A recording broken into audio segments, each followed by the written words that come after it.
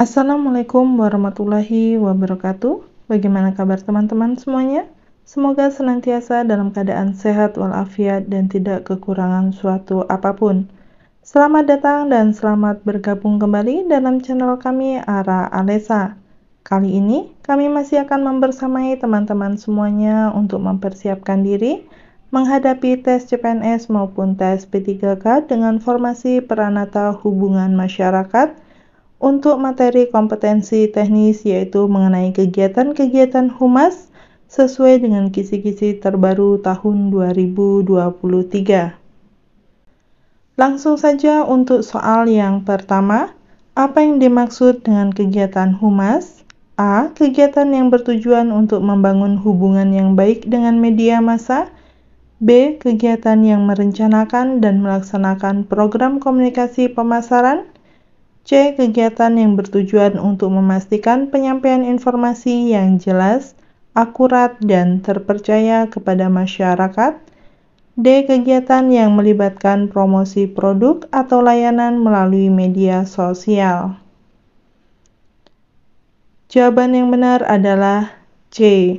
Kegiatan humas melibatkan komunikasi organisasi dengan masyarakat yang bertujuan untuk menyampaikan informasi yang jelas, akurat, dan terpercaya kepada masyarakat. Berikutnya soal nomor 2. Manakah dari berikut ini bukan merupakan tugas utama seorang peranata hubungan masyarakat? A. Mengelola media sosial. B. Menyampaikan informasi kepada media massa. C. Membangun hubungan baik dengan masyarakat. D. Menyusun laporan kegiatan kepada atasan. Jawaban yang benar adalah A. Tugas utama peranata hubungan masyarakat meliputi menyampaikan informasi kepada media massa, membangun hubungan baik dengan masyarakat, dan menyusun laporan kegiatan. Mengelola media sosial bukan merupakan tugas utama meskipun dapat menjadi salah satu aspek dari pekerjaannya. Selanjutnya soal nomor 3. Apa tujuan dari kegiatan humas? A. Memaksimalkan laba perusahaan. B. Meningkatkan citra dan reputasi organisasi. C. Meningkatkan penjualan produk atau layanan. D. Memperluas jaringan bisnis perusahaan. Jawaban yang benar adalah B. Tujuan dari kegiatan humas adalah untuk meningkatkan citra dan reputasi organisasi. Hal ini dilakukan dengan membangun hubungan yang baik dengan publik atau pemangku kepentingan atau stakeholder yang beragam seperti karyawan, pelanggan, mitra bisnis, media massa, dan masyarakat luas. Meningkatkan citra dan reputasi organisasi adalah penting karena dapat mempengaruhi pandangan dan persepsi publik terhadap organisasi tersebut. Dengan citra dan reputasi yang baik, organisasi dapat memperoleh kepercayaan dan dukungan publik yang lebih besar, meningkatkan daya tarik bagi pelanggan dan mitra bisnis, serta membangun hubungan yang positif dengan media massa. Berikutnya soal nomor 4. Manfaat utama dari kegiatan humas adalah A. Meningkatkan keuntungan perusahaan. B. Mendapatkan promosi jabatan. C. Meningkatkan kepercayaan dan dukungan masyarakat. D. Memperoleh penghargaan dari komunitas bisnis. Jawaban yang benar adalah C. Salah satu manfaat utama dari kegiatan humas adalah meningkatkan kepercayaan dan dukungan masyarakat terhadap organisasi. Kepercayaan publik dapat mempengaruhi pandangan dan persepsi terhadap organisasi dan dapat membawa manfaat jangka panjang seperti loyalitas pelanggan, keuntungan finansial, kemudahan dalam menjamin kerjasama dengan mitra bisnis, serta mendukung pertumbuhan dan keberlanjutan organisasi. Soal nomor 5. Peranata hubungan masyarakat dituntut memiliki keterampilan yang meliputi A. Komunikasi interpersonal dan negosiasi. B. Pemrograman dan analisis data. C. Keterampilan mekanik dan teknik. D. Keahlian olahraga dan kesehatan. Jawaban yang benar adalah A. Peranata hubungan masyarakat dituntut memiliki keterampilan komunikasi interpersonal dan negosiasi, guna menjalin hubungan yang baik dengan pihak-pihak terkait. Komunikasi interpersonal melibatkan kemampuan untuk berkomunikasi dengan baik dan efektif dengan individu-individu, baik secara langsung maupun melalui saluran komunikasi tertulis atau elektronik. Seorang peranata hubungan masyarakat harus mampu berbicara secara persuasif, mendengarkan dengan baik, menanggapi pertanyaan atau masalah dengan tepat, dan memahami kebutuhan dan kepentingan publik yang menjadi target komunikasinya. Selain itu, keterampilan negosiasi juga sangat penting dalam pekerjaan peranata hubungan masyarakat. Keterampilan ini memungkinkan mereka untuk menjalin hubungan yang baik dengan berbagai pihak seperti media massa, pelanggan, mitra bisnis, dan masyarakat umum. Peranata hubungan masyarakat perlu mampu bernegosiasi dengan berbagai pemangku kepentingan untuk mencapai kesepakatan yang saling menguntungkan dan membangun hubungan yang berkelanjutan. Soal nomor 6. Salah satu strategi dalam kegiatan humas adalah A. Membuat berita palsu, B. Menghadapi konflik dengan cara yang tidak tepat, C. Menyembunyikan informasi yang merugikan organisasi, D. Menggunakan platform media sosial untuk menyampaikan informasi secara efektif. Jawaban yang benar adalah D. Salah satu strategi dalam kegiatan humas adalah menggunakan platform media sosial untuk menyampaikan informasi secara efektif kepada masyarakat. Dengan kemajuan teknologi dan popularitas media sosial, organisasi dapat menggunakan platform seperti Facebook, Instagram, Twitter untuk menyampaikan informasi, mengelola citra merek, dan berinteraksi dengan publik. Melalui media sosial, organisasi dapat mempublikasikan berita acara dan inisiatif mereka, serta berbagi konten yang relevan. Media sosial juga memungkinkan interaksi langsung dan real-time dengan publik, seperti menjawab pertanyaan, mengatasi masalah, dan mendengarkan umpan balik. Berikutnya soal nomor 7. Apa yang dimaksud dengan krisis komunikasi? A. Kejadian yang mengarah pada peningkatan penjualan. B. Ketidakmampuan organisasi dalam menyajikan informasi yang jelas dan akurat. C. Konflik yang timbul akibat kegiatan humas yang tidak tepat. D. Situasi yang merugikan organisasi dan mempengaruhi citra dan reputasinya. Jawaban yang benar adalah D. Krisis komunikasi adalah situasi yang muncul yang dapat merugikan organisasi dan mempengaruhi citra dan reputasinya.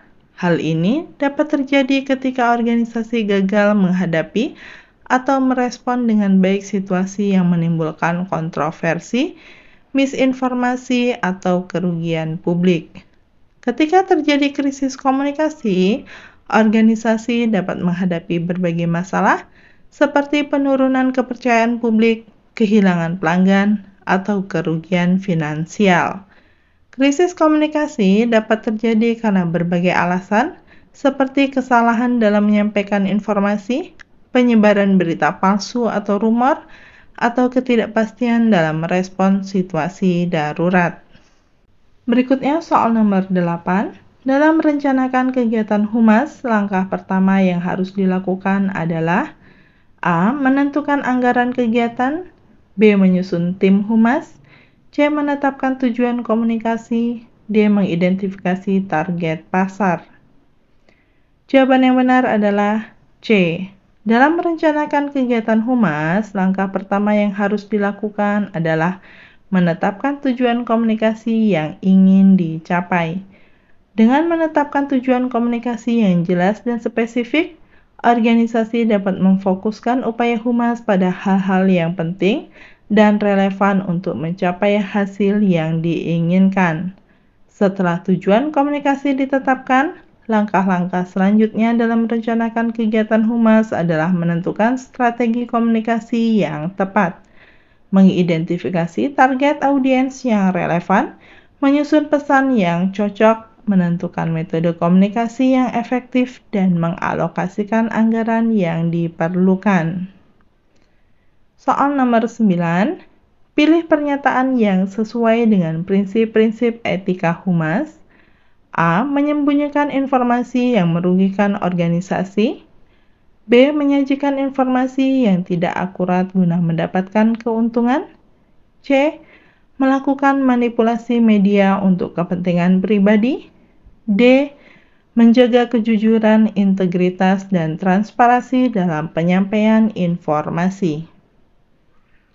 Jawaban yang benar adalah D.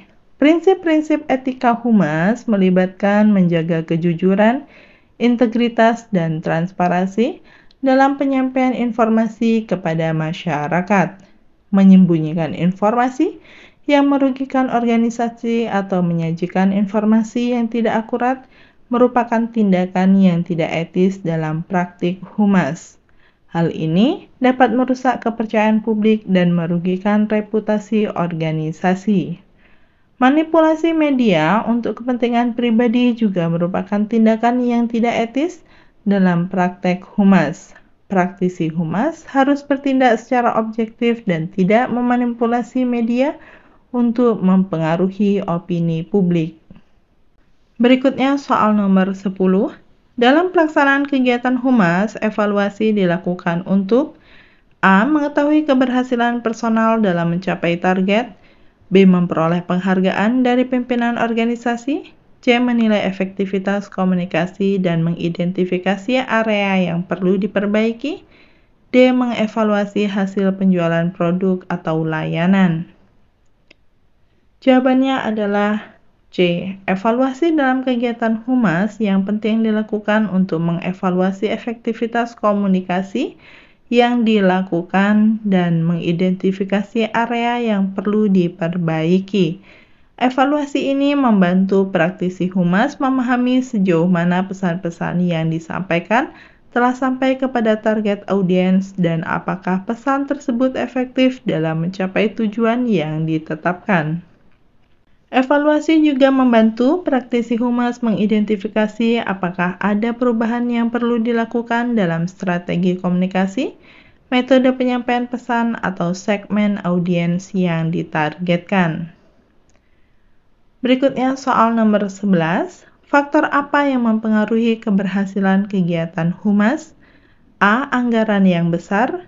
B. Jumlah pengikut di media sosial. C. Penyampaian informasi yang jelas, akurat, dan terpercaya. D. Reputasi personal pranata hubungan masyarakat. Jawabannya adalah C. Penyampaian informasi yang jelas, akurat, dan terpercaya merupakan faktor penting yang mempengaruhi keberhasilan kegiatan humas. Penting bagi humas untuk dapat menyajikan pesan-pesan yang mudah dipahami oleh audiens, dengan menghindari penggunaan bahasa yang terlalu teknis atau rumit. Pesan-pesan juga harus dapat dipercaya oleh audiens sehingga mereka merasa yakin dan memiliki rasa kepercayaan terhadap apa yang disampaikan. Selanjutnya soal nomor 12. Satu hal yang harus dihindari dalam kegiatan humas adalah A. Memfasilitasi dialog dengan masyarakat. B. Melebih-lebihkan prestasi organisasi. C. Memonopoli akses informasi. D. Mempertahankan kepatuhan terhadap prinsip-prinsip etika humas. Jawaban yang benar adalah B.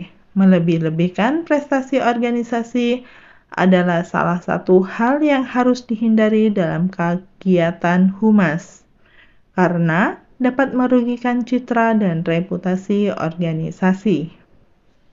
Berikutnya soal nomor 13. Apa yang dimaksud dengan rencana komunikasi dalam kegiatan humas?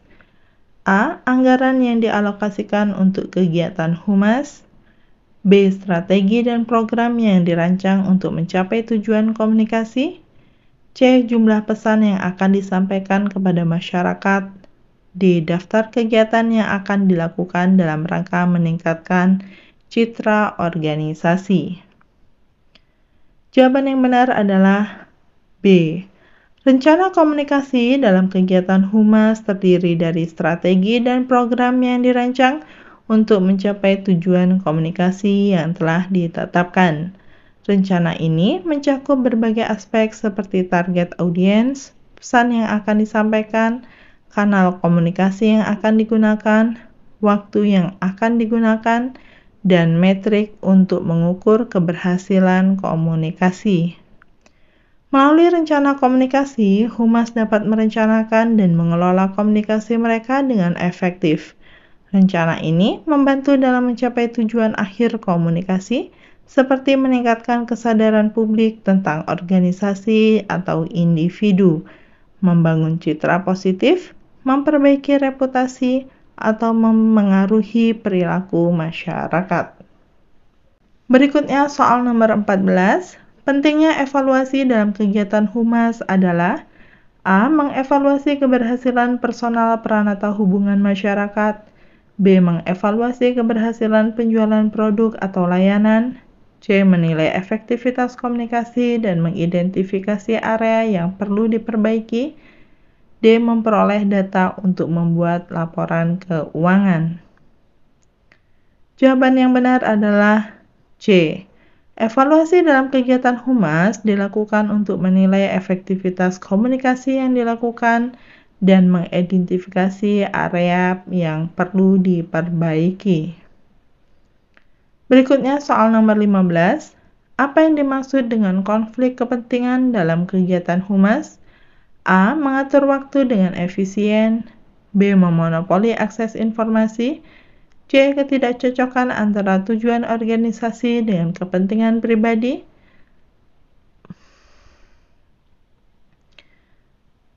C. Ketidakcocokan antara tujuan organisasi dengan kepentingan pribadi peranata hubungan masyarakat, D. Melakukan penipuan dalam penyampaian informasi. Jawaban yang benar adalah C. Konflik kepentingan dalam kegiatan humas terjadi ketika terdapat ketidakcocokan antara tujuan organisasi dengan kepentingan pribadi peranata hubungan masyarakat. Selanjutnya, soal nomor 16. Apa yang harus dilakukan oleh peranata hubungan masyarakat ketika menghadapi krisis komunikasi? A. Menutup komunikasi dengan media massa, B. Menjauhi isu yang menyebabkan krisis, C. Berkomunikasi secara transparan dan jujur, D. Menghindari tanggapan cepat terhadap pertanyaan media. Jawaban yang benar adalah C. Ketika menghadapi krisis komunikasi, peranata hubungan masyarakat harus berkomunikasi secara transparan dan jujur dengan media massa serta pihak terkait. Berikut adalah beberapa langkah yang dapat diambil oleh peranata hubungan masyarakat dalam menghadapi krisis komunikasi.